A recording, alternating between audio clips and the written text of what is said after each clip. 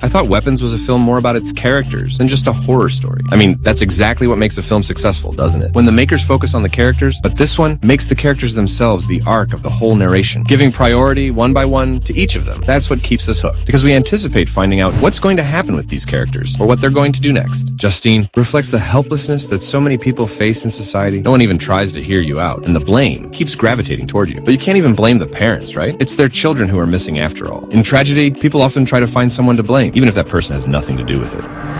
Archer's a restless father, like many in the neighborhood. The tormenting thought of his child sprinting out of the house one night and never coming back, just like the other 16, haunts him in his sleep. What the f***? So he becomes obsessed with finding his kid, insisting with the police, trying to piece things together himself. I loved how the writers rationalized his method of finding missing children by giving him construction as a profession, using blueprints of the neighborhood as if he were rebuilding hope.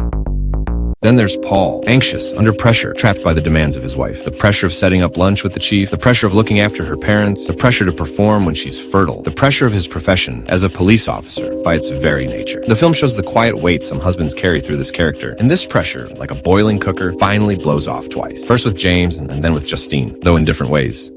James, honestly, I only feel pity for this character, getting punched unnecessarily. Then, although because of his own greed, got literally pulled into something he should have stayed far away from, making him the most unfortunate character. And Marcus was another James, another man to pity for his misfortune, for having to meet such an awful soul and a generous husband.